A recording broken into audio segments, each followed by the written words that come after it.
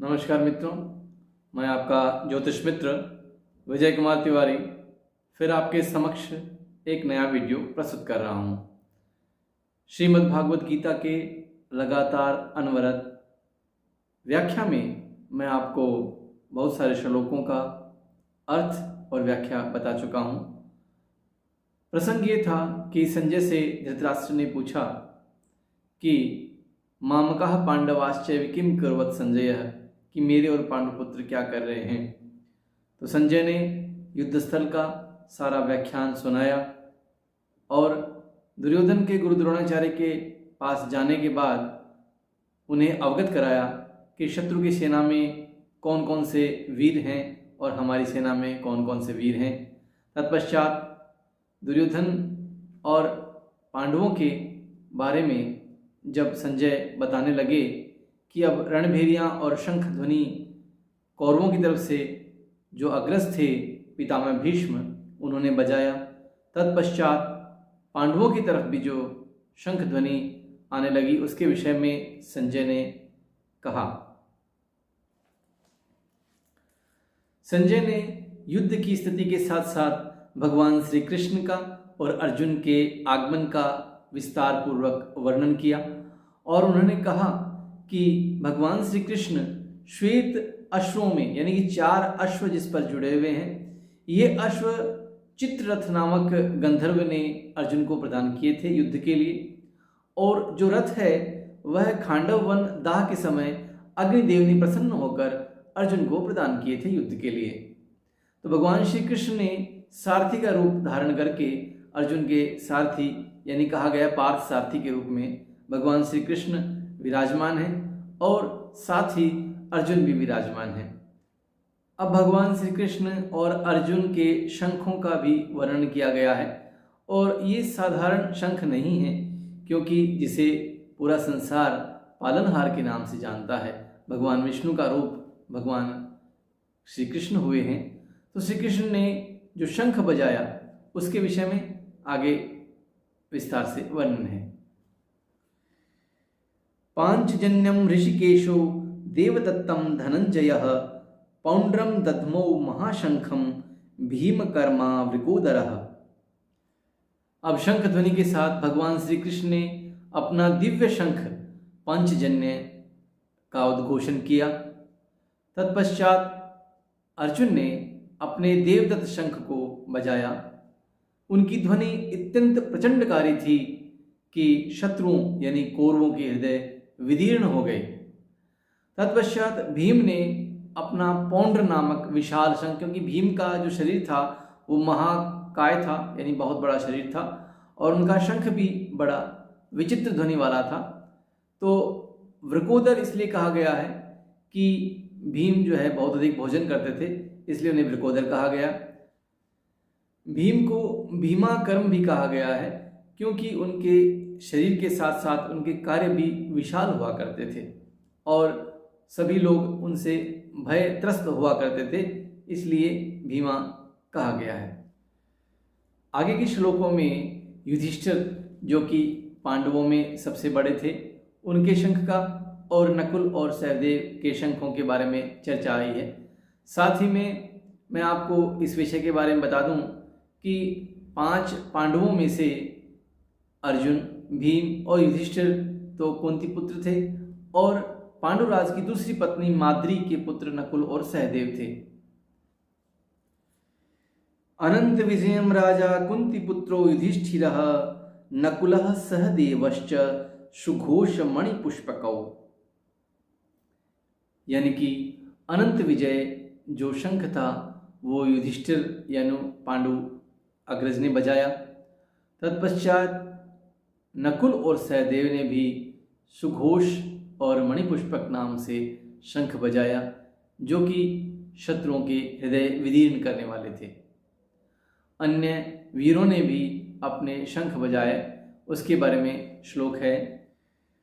काश्यश्च परमेश्वासः शिखंडी च महारथः दृष्टद्युम्नो विराटश्च शात्यकिश्चापराजितः द्रुपदो द्रौपदेयाश्च सर्वशः पृथ्वीपते सौभद्रश्च महाबाहु शंखान दद्मुः पृथक पृथक। यानी कि पांडवों की तरफ से भी जो वीर थे उन्होंने अपने अपने शंख बजाए, जिसमें काशीराज, शिखंडी, धृष्टद्युम्न, द्रुपद और अनेकानेक वीर, जिसमें अभिमन्यु और द्रौपदी के 5 पुत्र और अनेक सात्यकी आदि राजा थे, उन्होंने अपने अपने शंख बजाए, जो कि शत्रुओं के हृदय विदीर्ण करने वाले थे। अब शिखंडी के विषय में भी मैं आपको एक छोटा सा प्रसंग सुनाना चाहता हूँ कि द्रुपद नरेश के भगवान शिव के आशीर्वाद से शिखंडी नाम की कन्या हुई। भगवान शिव के आशीर्वाद से वे पुत्र चाहते थे, लेकिन भगवान शिव ने उन्हें कहा कि तुम्हारी ये पुत्री ही बाद में जाकर पुत्र का रूप धारण कर लेगी।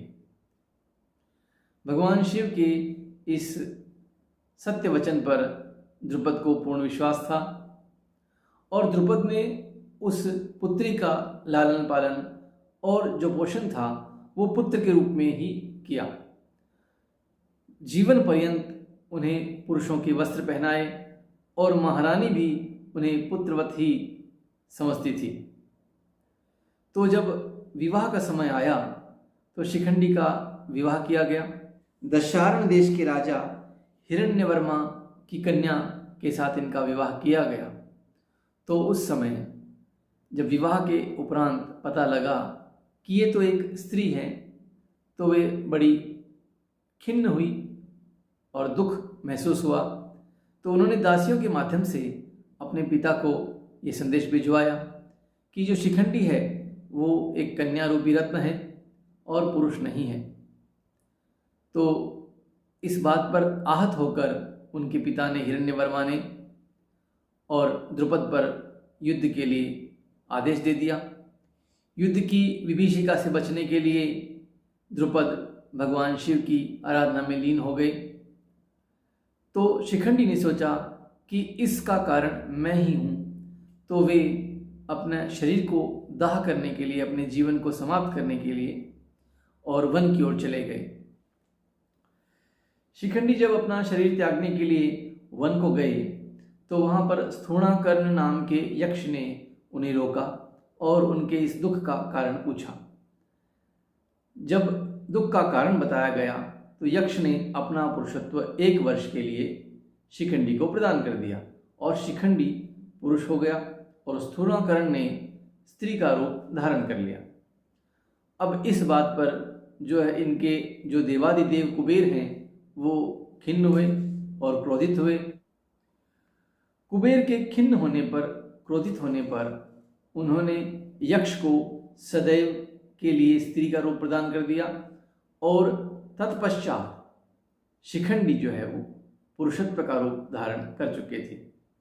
पितामह भीष्म को भी इस बात की पूरी जानकारी थी और पितामह भीष्म ने इसी कारण युद्ध में उनके सामने अपना अस्त्र शस्त्र त्याग दिया और अर्जुन ने शिखंडी को ही आगे करके पितामह भीष्म का वध किया था।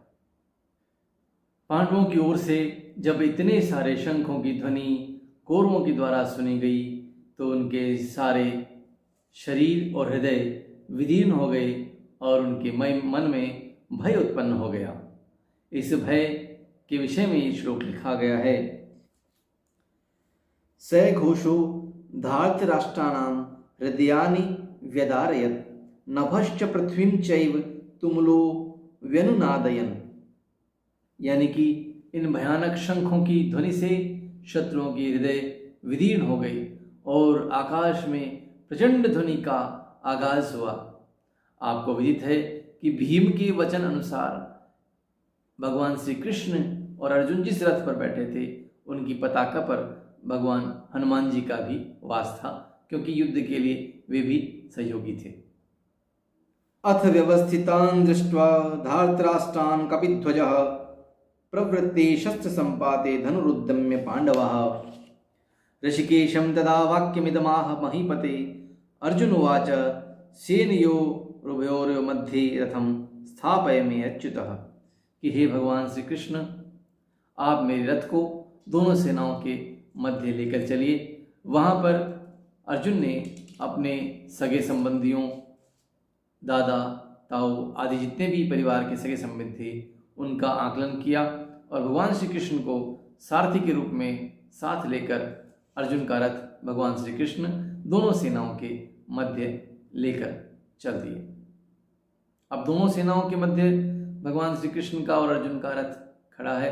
वहां पर अर्जुन क्या कहते हैं? अर्जुन भगवान श्री कृष्ण से कहते हैं, यावदेवान निरीक्ष्य हम योद्धुकामान अवस्थितान कर्मया सह योद्धव्यमस्मिन रण समुद्यमे।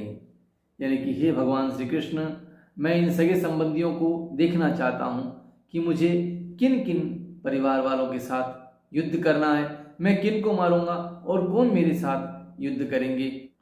अर्जुन ने भगवान श्री कृष्ण से प्रार्थना की कि आप मेरा रथ दोनों सेनाओं के मध्य खड़ा कर दीजिए और जब तक मैं इनका निरीक्षण पूरा नहीं कर लूँ तब तक यहीं रथ को स्थापित रखिए।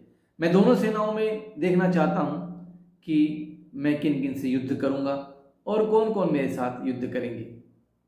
तब तक आप इस रथ को यहीं पर स्थित